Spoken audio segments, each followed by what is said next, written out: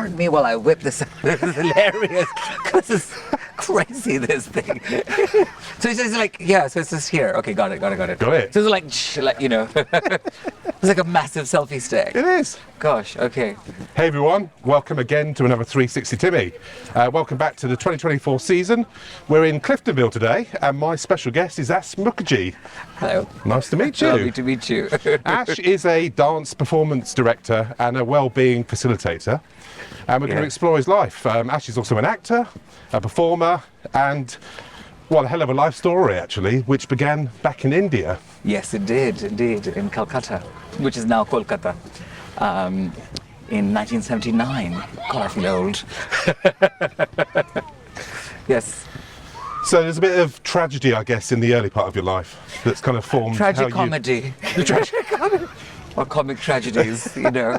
I mean, it's, I suppose, so I was born in Calcutta, you know, and Calcutta is quite a, Kolkata, as I should say. It used to be three villages, Shutanuti, Govindapur and Kolikata. And then Job Chanak, you know, from the East India Company came in, and then all these three villages slowly started merging into this grand city. So the very identity of Calcutta is rooted in Victoriana, which has its great aspects and also not so great aspects in terms of being in terms of having really post-colonial values still.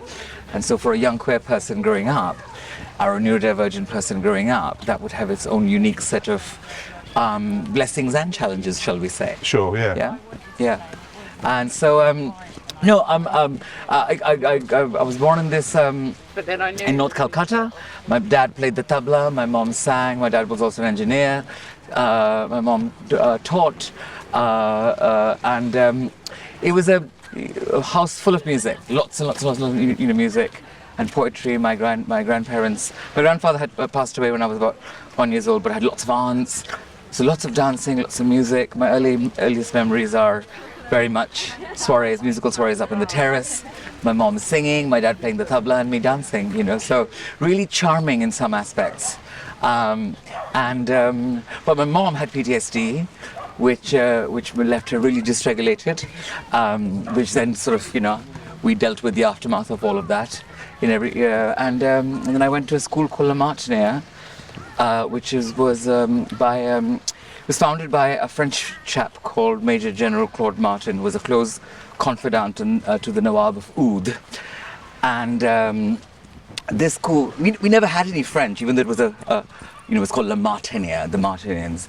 But it was a very super posh type. It was kind of like, my friend said, it was kind of like the Eton of India. Yeah. And that was to be both my place of education and torture for the next 12 years, you know. And the student hierarchy depended on questions like, you know, what country clubs your parents belong to, or all of that kind of stuff, you know. So, but also I've had some really lovely times in that school, you know, but also really badly bullied and teased. Because unlike now, you know, where you can be who you want to be these days, can't you? As they say, but being young and queer then in India, I imagine that was really challenging. I guess not just from the pupils, but the teachers as well.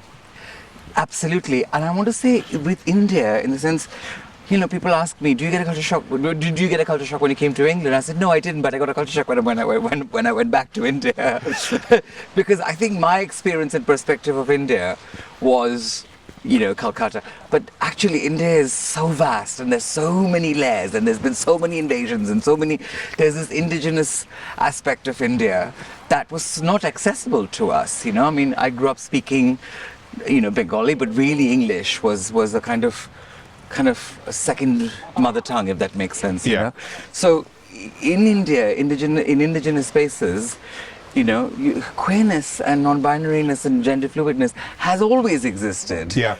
Now it's just that when we are in the lens of when we're looking at it from the colonial lens, we are going, oh, this is man, this is woman, this is this is that. But if you look at some of the temples, you see the sculptures, you see Shiva and Parvati, yin yang is constantly morphing.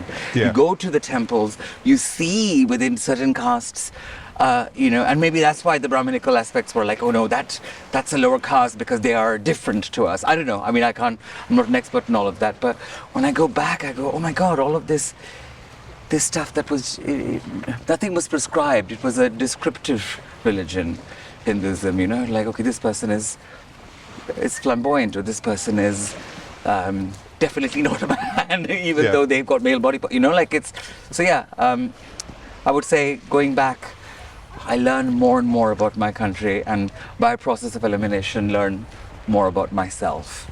But I needed to get away I needed to run away from the trauma, basically, and the abuse, So what was it that got you into dance at that kind of early stage then?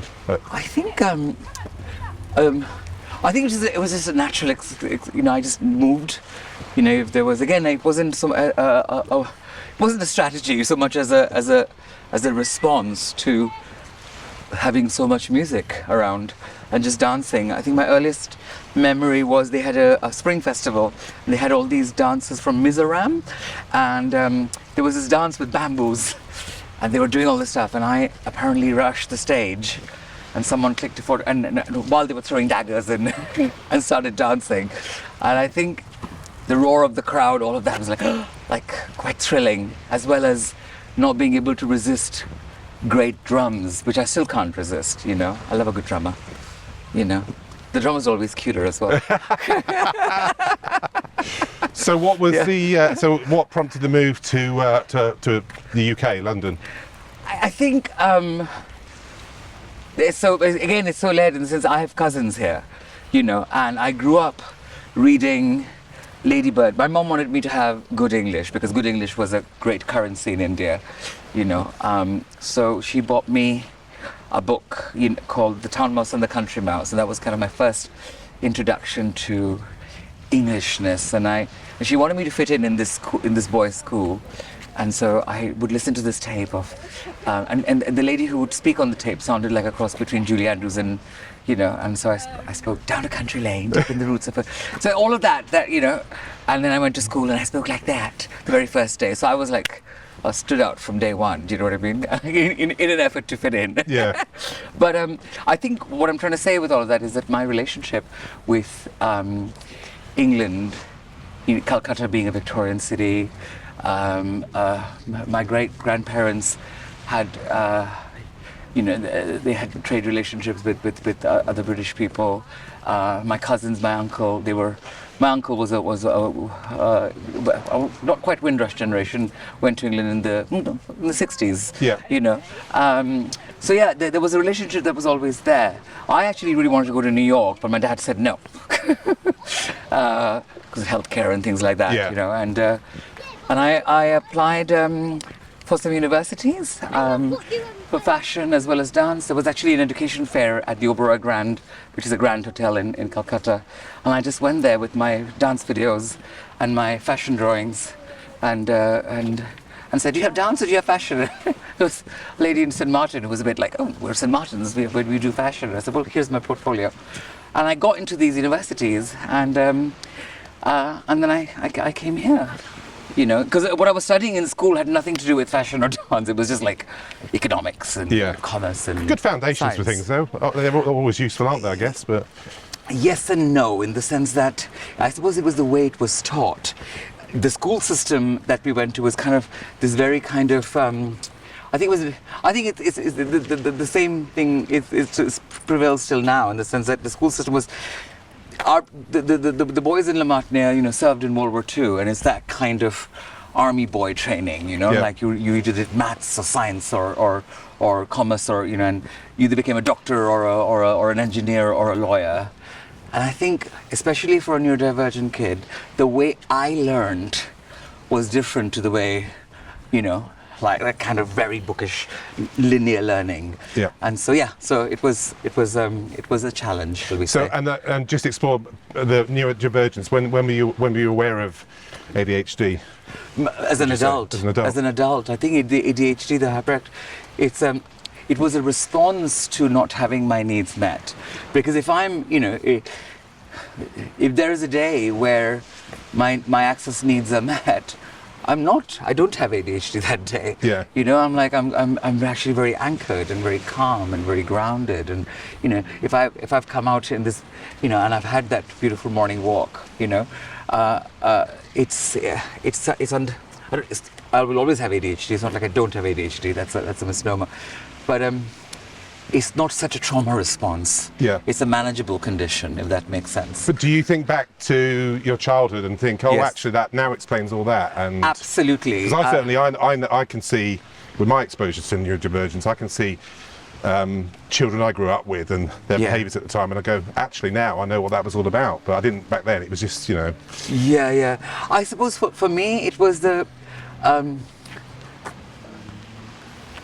because I didn't have a kind of comparison or a meter, I just thought that was what I was like, you know, and also maybe everyone was like that. But I would overheat quite easily. Yeah. Like, and it would take me longer to recover from an exciting day, whereas people would just get up and do it. Whereas my body was just like, it was a physical reaction. It was not something I was, you know, it was, the way I heard music, the way it was a blessing was, I would never have to memorize certain things. It would just be patterns. I would just see, I could hear the color 9. You know what I mean? It was like things like that. Yeah. And I don't think I think I was masking all the time without realizing, because I was having to fit into this very patriarchal, binary, you know, maths and science and this and this and that, and I could not sit still, and therefore dance was so wonderful for me. Yeah. Because, and also realizing that dance creates a sort of, dance and music especially, creates a sort of singular point where I can stand and do thousands of things. My body can process all of it, you know, and because it gives me that central anchor. And my body is in service to the music. But when you come out of that, and where does that go? Where is that anchor? So great in the studio, not so great in the classroom. Yeah. Does that make sense? That does. Great That on makes perfect stage. sense. But daily class, I was like, oh God, like, you know, like, and also with Bharatanatyam, the dance form that I grew up in, we were talking about these really hot male Hindu gods like Shiva and Krishna and the non-binary gods like Harihara and Mohini, and when Vishnu dresses up as Mohini to seduce Shiva. So there was all of this stuff, but God forbid you were actually queer. Yeah. You know, and so I found there was this kind of hypocrisy almost, this kind of, you know, I've written a show called Vishnu's Got My Back, and one of the songs in it is called Bad Girl, because I remember one of my first memories was looking at this Bollywood actress called Zeenat Aman, and just thinking, my God, she's so... I was 5 years old, and to me that was just playful and wild and glorious. I remember dressing up like her and dancing, and I was like, no, don't do that, bad girls do that. And remember it distinctively, saying that's a bad thing to do. But then we go to a Kali temple, and there is a goddess there that's naked with like wild hair, and that's the goddess, but that's a bad girl. Or yes, you're portraying a queer person, but God forbid you're like that. So I'm like, it's there within our indigenous culture. And it is there in a performative way, but where we don't have access to it. And in fact, you're demonized for having access to it. And this thing is not even ours, it's something borrowed, you know, from that kind of very Victorian way of dealing with it, you know? Yeah, does it answer your question? That does, that does. Yeah. So the move to London, you've been to a university in India. When you come to London, you have more formal dance training? So I actually had formal dance training in India in Bharatanatyam, and I was in a company, and I was promoted to principal at quite an early age, which again came with its blessings and its trauma. But there was some. I really wanted to learn ballet because when I was a kid, I was very ill because I'm thalassemic. Yeah. You get thallassemia major and minor, like a symphony. So you had about 6 months in bed with that, did you? 6 months. Yeah. How did you know? Yeah. I did my research. Yeah. Okay. How did you know that? Oh my God. Yeah. So 6 months in bed, and then I am. They literally were checking me for cancer, leukemia, this, that, and they couldn't find what was going on. I would get fever at like 6 p.m. on the dot, and they would give me like iron, and I was allergic to like vast quantities because they thought I was anemic. And I just remember almost 6 months to 8 months to a year, we had this old black and white TV, and I heard this music one day. Speaking of, dancing, and I got out of bed and I walked to it, and I hadn't done that for a while. And it was Swan Lake, but it wasn't the swans. It was it was the baddie, Baron Rothbard, and the prince Siegfried dancing around each other, two men dancing. And even though the television was black and white, I was like, this is blue, this lighting is blue. You know, there was a blueness in this. And romantic ballet blanc, you know, like romantic period, it's all blues. And I'm thinking, oh, I'm going to dance. And 2 days later, my dad bumped into his friend Bhaskar, Dr. Bhaskar Sen, who now lives in Liverpool actually, but he had gone to Royal College here, and he said, "Have you checked him for either bird flu, Swan Lake, or thalassemia? Because it could be one of the other. I think. Check me for thalassemia." And I was thalassemia minor, and all I needed was strong hits of folic acid to level out what was, what I wasn't producing. Lots of bananas then. Lots of that's potassium. Yeah. So I mean, they just gave me just like strong hits of folic acid, and I sort of leveled out. But I do remember that was a kind of definitive moment for me going, I want to learn ballet. Yeah. And there was no ballet in India, so I started ballet quite late, but I had brilliant teachers like Brenda Last from the Royal, who was just wonderful and magical. And even though I started late, she just took me under her wing. And then Lady Londonderry, Doreen Wells. From the Royal Ballet? From the Royal Ballet, both from the Royal Ballet, Anita Young. So my teachers were David Ashmore, Lady Londonderry. But that wasn't in the Royal Ballet? No, it was at London Studio Centre. It was London Studio Centre, yeah. That's almost like getting in the Royal Ballet, but without having to go through it. Without the auditions and all that. I think, say with Lady Londonderry, I thought, I said, can I come and take class? And she said, yeah, absolutely. So I went to her house in Castleknock. The first few days, she gave me Reiki. She was like, okay, the more talented you are, the more you need to learn how to relax. And she saw this sort of 20-year-old, because I was struggling with depression as well. I was getting these terrible flashbacks from what happened to me in India. And I would just have these great productive times, and then I would just stop. And she kind of leveled me out with the Reiki, And a very funny story was, it was kind of like, so she wouldn't take any money for me for teaching me or giving me. That's incredible. I was like, I said, Doreen, can I do something for you? She said, well, you could help me weed the garden or wash the car, So I would do that, And she was wonderful. Her posture was just incredible. And if I was weeding the garden or helping with the car, she would say, shoulders down, shoulders down. One mustn't do it like a peasant. She was very funny. And, it was kind of like the Karate Kid, but very camp and very ballet. Because everything I did was There's a film. There's a film. There's a film, eh? So everything I did was, and that was the year, Tim, that I kind of went, it was like that ugly duckling moment kind of when everything's clicked. Yeah. I went, okay, here's the central line. And there's been, and this is something that informs me to the day, is finding my autonomy with my body, with my neurodivergence, or finding the central line, finding my center, or finding my anchor. The body is the epicenter of everything.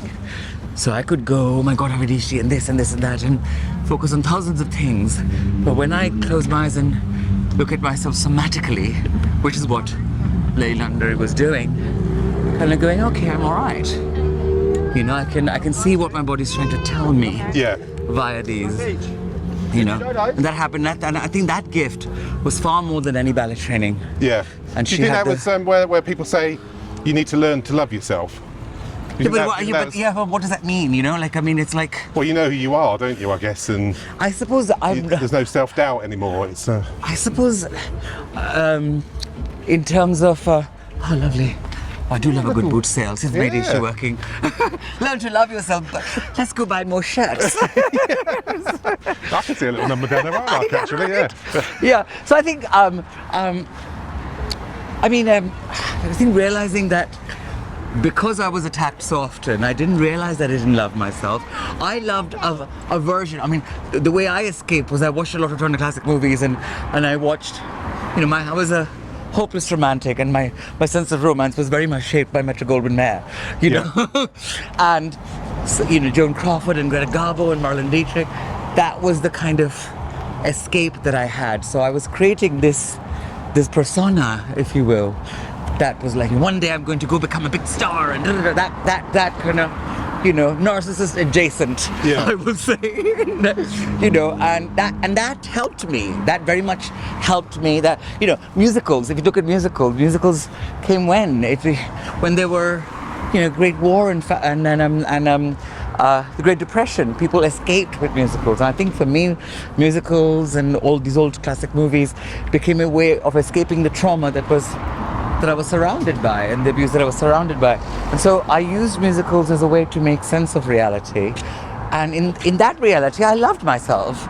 But that wasn't really me. It was an idea of me, Even Greta Garbo wasn't really her, it was an idea. It was idealized. I think Quentin Crisp says that this idea of this woman who is like Marlena or like Greta Garbo, it's like if you saw a woman do that in real life, you'd think she was mad. Yeah. Women aren't like that. Women are quite earthy. Yeah. And that kind of so it's quite a man-made idea of how a woman should be, almost kind of crystallized and trapped like a butterfly in a beaker. That was and I suppose. I think when I started struggling with depression I realized was Jim Carrey says this wonderful thing. Depression is deep rest from the version of myself that I had to create in order for me to survive. Yeah. And so rest, because when I'm creating that other persona, I'm kind of vibrating here. So naturally my body is going to crash and regulate itself if I don't know how to regulate it. And I think in that depression, that when everything falls on the floor, finally, it kind of reminds me of Wizard of Oz, when she clicks her heels and says there's no place like home. You come home back in your body. You go all the way there and it's a mirage. It's literally a mirage you could follow. And then you go, actually, in my body, this is me. And then it's like an onion. It's like just keeps on layering and layering and layering. And I think I don't even know who I am yet. I'm still finding out. It's revealing itself to me on a daily basis. We are different people every day, aren't we? As we grow, I think that's certainly the case. Yeah. So stardom is one of the things you mentioned there. So we would have seen you in the early 2000s in the So You Think You Can Dance, an opportunity to work with Michael Jackson. So yes, so there was two things that happened. So the associate producer of This Is It, Alif Sankey, she had seen me perform in Edinburgh. In Soho Theatre. Just going back, I have to cast. And then much later, she put my dance videos on from YouTube to Kenny Ortega. I'm dropping names like crazy.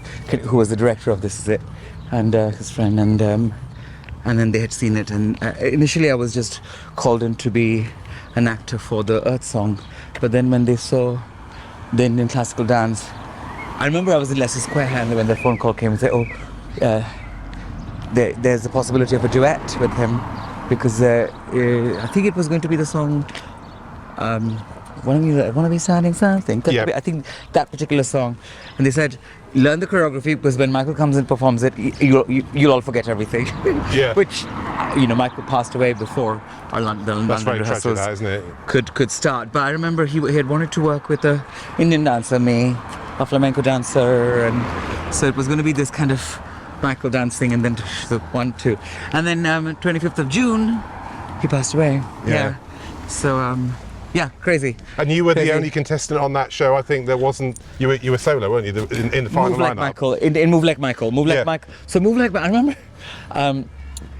Move Like Michael. I was the only soloist in the final, and I remember being up on that audition stage, and the producer saying, no, you need to dance to Michael in your Indian outfit. Now, because I was going to do just something to Indian music, and but I think the producer had who I never met, one of the line said, no, we need to see you do it to Michael, and I'm so thankful that he did that. Surrounded by all these people, almost glaring at me, who are you? Full temple drag. Yeah. And Lavelle, who was Michael's choreographer, said to me, why do you think you can do Indian dance to Michael Jackson? And cameras, and I had to kind of think on my feet, and I went, okay, so Michael loved Bob Fosse, right? The white glove, the minimalist movement, said yes, and Bob Fosse worked with Jack Cole and Matt Maddox and Kismet and all these other they were very much influenced by him and said yes.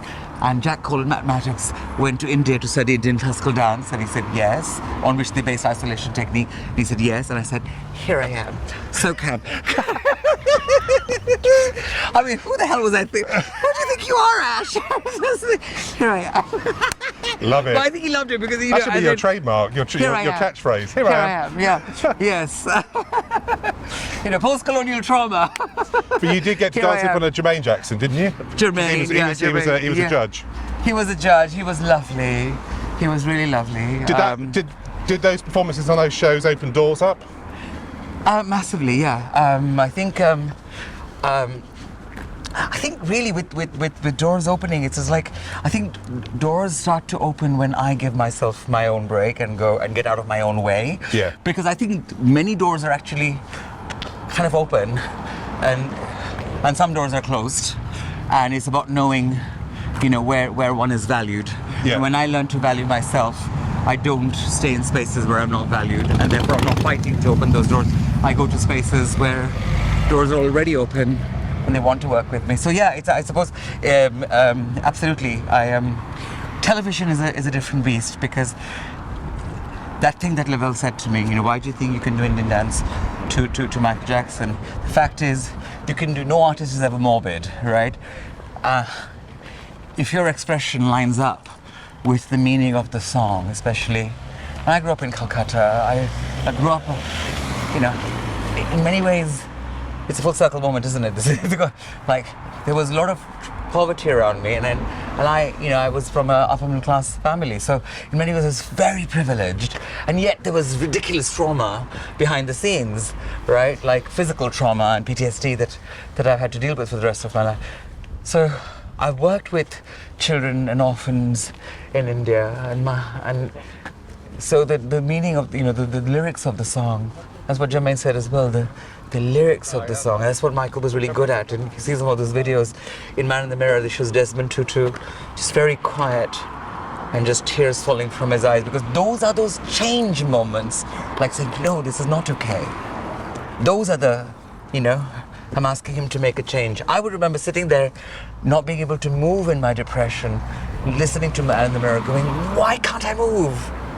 What is it that I need to change within that? So that song has been a real mantra. The Indian dance is the akrumo around it, like in the sense, or sometimes like, because in Indian dance, there's an alignment with your spirit and your body that creates classical dance, and therefore the classical dance then becomes the form in which your spirit starts telling that story. So it's like any other form, and if you're aligning, if you're rehearsing every day, you're aligning with your, art is that bridge between the physical and the spiritual. Write that down. I will. I'm gonna use that as a strap line on this video. Right? I think I am going to do that. Yeah, but then I suppose in that space, my body is regulated. In that space, because what kills, I think, is staticness. And staticness is not to be confused with slowing down and being nurturing to myself and stopping. Stopping is in static. Static is just when I refuse to evolve and I refuse to look at what needs to change. For example, when I was in my 20s, it was very adrenaline high based. Now I'm, and my Reiki healer said, you're very out of touch with your feminine. And I said, moi? and she said, darling, that's flamboyant. That's just like a really fabulous man, but we're not getting nurturing. You're not nurturing. You're not pausing. You're not, because when I paused, the trauma would catch up with me. So I was running, and then wondering, was it Carl Jung said, when we don't deal with the subconscious and the shadow self, it carries on acting via us, and some things go right and some things go wrong, and we call it fate, And really, once we turn inward and look into that space, we go, okay, that's a survival mechanism that served its purpose, but it's like last season's shoes. We don't need it anymore. We can retire it. Yeah. But then your body holds on to it. So that space, and that's why Margate for me was so instrumental in pausing and getting out of that carousel and going stop.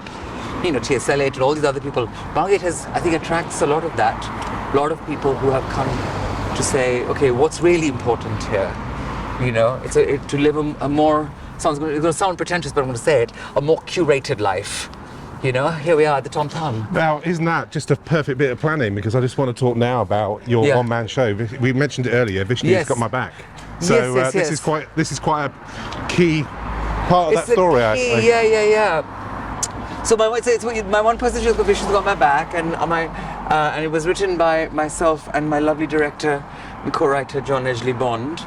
Let's stand in front of here for a while while we talk. Yeah, and Alex and Sarah, who run it, they were very kindly said, you know, come and rehearse here. So there's a group called Sampad led by the lovely Piali Ray, who's OBE Piali Ray OBE. Are we allowed to say that? Yeah. And she said, I would like you to create something. For a festival, for a queer and wellness festival called Shout Festival, which was run by Steve Ball. And back at the time it was run by Adam Pushkin. And I said, I've got an idea for a show. And the show I'd started writing in Calcutta in 2015. You know when the Charlie Hebdo attacks happened? Yeah. I remember going out on a night out and being very drunk. I'm sober now, I've been sober 3 years, but back in the day, we were a party boy. And just all dragged up and lip syncing for our lives. And then the news of the attacks came, and I remember looking at the mirror and feeling really silly, going, oh my God, what are you doing? And I remember thinking, well, actually, I've always used fantasy and flights as a way to escape reality, or sometimes even make sense of reality. And at the time, the show was going to be called Gutter Slut, but I think that's going to... It's a very different name. It's a very different name. So, I think a lot of reclamation has happened since then. Gutter Slut turned into Vishnu's Got My Back.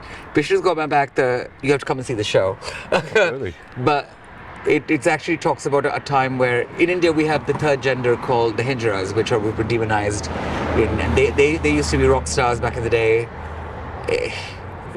In Mughal courts or in temples, and post-colonial Abrahamic, what they didn't know, they demonized. The sacred feminine has been demonized in any goddess-based cultures, and in goddess cultures or matriarchal cultures, that any femininity is celebrated, whether it's in a male-bodied person or a. So I was teased in school as one, and I remember having to dance.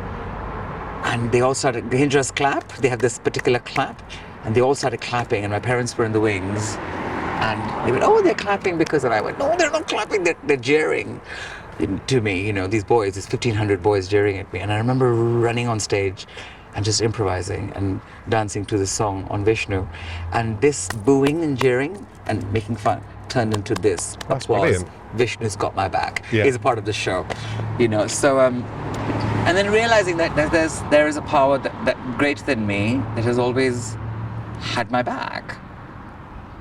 And that kind of what became the show, the mantra of the show, really. And when I get to perform it in front of people, there was this visually impaired lady, queer lady from in Birmingham, Windrush generation. And I remember she was in the front row. And what she was absorbing, listening to every single word in the show. And I thought, oh yeah, I'm fine. That's brilliant. Yeah. And you've recently had earlier part of the year you had another run of. Yes, lovely Jan at the Arc. They wanted it as a part of their exhibition with Govinda Shah, who has an incredible paintings, and this is going to knock your socks off. So Govinda's work, the abstract work, Govinda's creating works that are unseen, from the inside. And this was this beautiful triptych behind me, and there was another red piece in front. In the show, I talk about Goddess Kali, and in the show, I talk about the god Vishnu. That painting behind me was the Buddha, which is the incarnation of Vishnu. And in front of me, the red painting was Kali. So literally, the Vishnu painting was behind me while I was doing Vishnu's Got My Back. And I went, it's so weird. Yeah, so, and the Sacred Feminine in front, and I thought, this is so weird. So that was I think one just needs to turn up and do their best and not take things personally in life and not make assumptions. And things have a way of falling around. I think there is a sense of well-being that is always there once we know what to eliminate. Yeah, absolutely. Let's Yeah. carry on walking. Yes.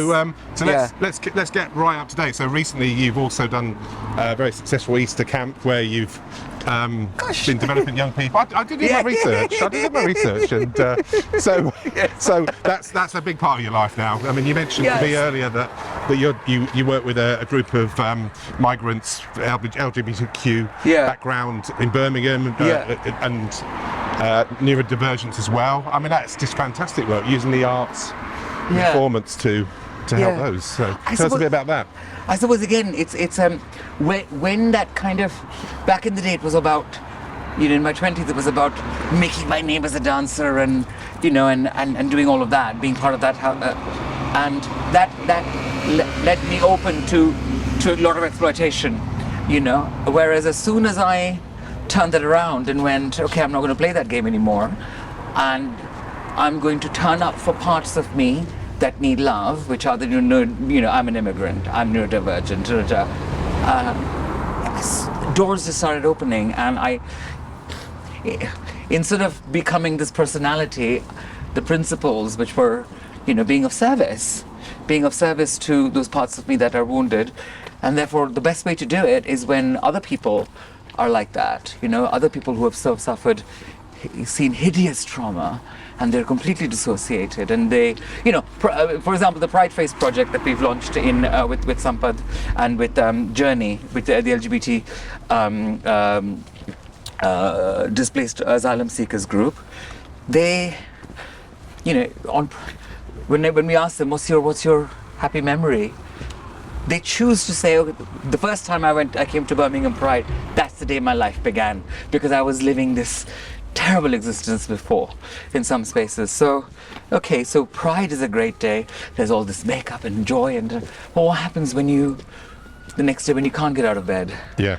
How do you celebrate Pride then? So how do we turn up for those parts of us that are hidden as a survival mechanism, that are hidden in shame? How do we gently create space so that they can breathe? That became, so we did I gave them the Mac face template. We gave them that. I said, okay, draw your Pride face. And there was this lovely chap from Pakistan who everything was black and white, and looked quite sad and had a mask. And I said, what's its drag name going to be? And we started, and then I come back, and colour had seeped in. Oh, bless.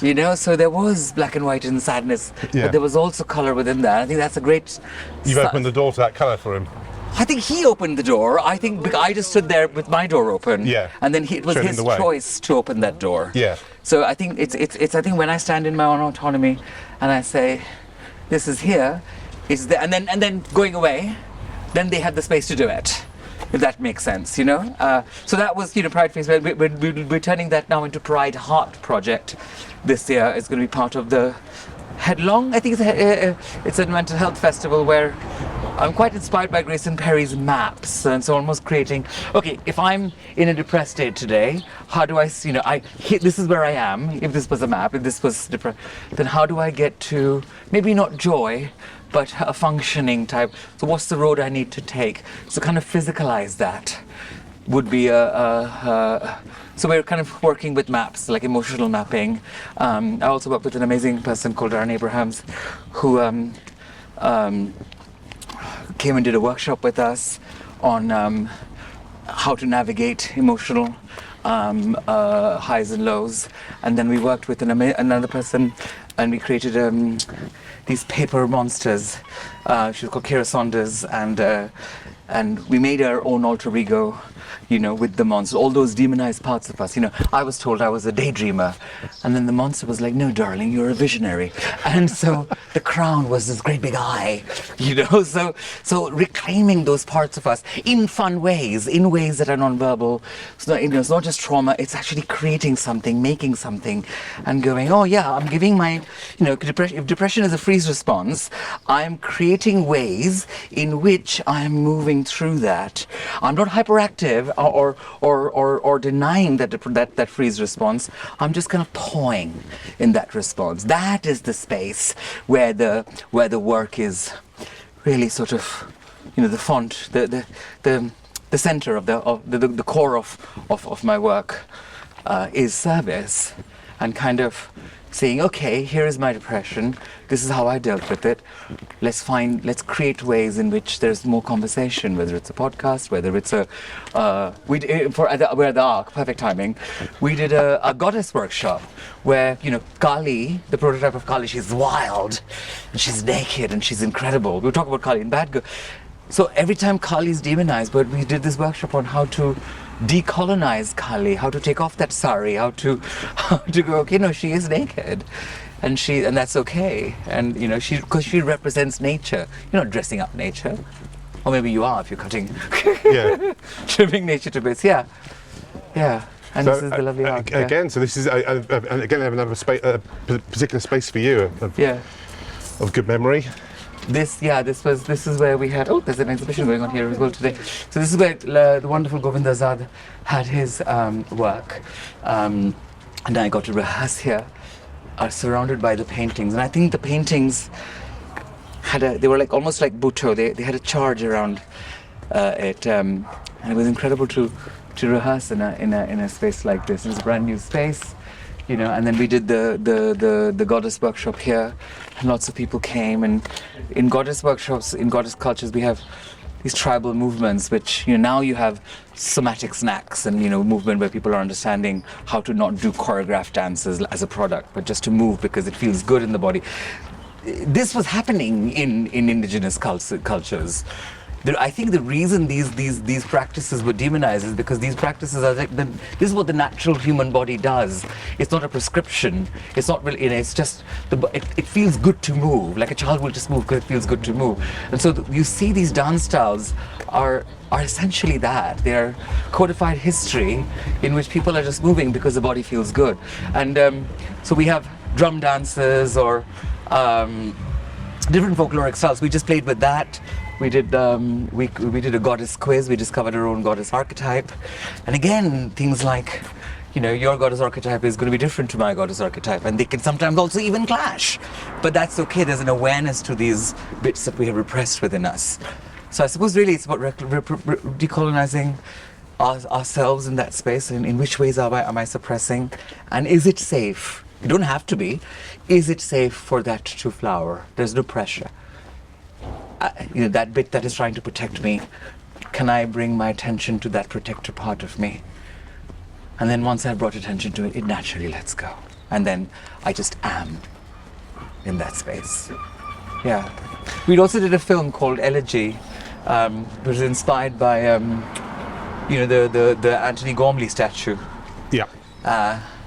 And I collaborated with a wonderful filmmaker called Giles Toller, who co-directed it and went out into the ocean when the tide was up and filmed the statue from the front, and I created a character called it was just in red. It was like a Bhutto dance piece, where in Bhutto, in Japanese form dance style, it's as a classical dancer where everything had to be perfect. Bhutto was the opposite of that, was the imperfections. And this became this ode to grief. And the music was by someone who lives in Ashford, actually, called Preeti Panto. Sorry. It's all right. And Preeti wrote these 3 pieces, and one of them was Elegy. And I heard the music, and I just take all these long walks. A lot of my songs from Vishnu's Got My Back has been written because from those walks on the beach. Like, I find walking quite therapeutic, and songs can emerge from that space. But when I heard Elegy and I saw the statue, I was like, this has to be a duet with the statue. So the statue is standing there unconditionally, wave after wave coming. And if you look at it as a metaphor for life, like whatever is coming my way, I'm rock solid, I'm anchored. And so the grief character that we played was like, why is this happening to me? How can you forsake me? And then going, no one's forsaken me, I've forsaken myself. So when I stand and surrender to that power that is greater than me, everything reaches homeostasis again. And so that angry person, that grief-struck person, that traumatized person lets go of that narrative, and healing is what's around, and the sea is calm. Do you see? Yeah, so that kind of became the film. And it's on YouTube, it's called Elegy. Look it up. We're gonna put your links up. So I guess that's as we finish up, I guess that's the thing. We're gonna put. So you've got lots more content planned coming up that's going to go on all these platforms. We were talking earlier about all the challenges of getting that all onto different types of platform now. But again, we'll put the links up. But Ash, thank you. what a fantastic morning I've had with you. Really great to speak to you. I will actually catch up with you again. I'm sure you'll have more news going forward. I don't think this is the end of the story, is it? This is the end of the story at Percy Road. So for now, thank you very much. Thank you very much. And you have a super day. Thank you.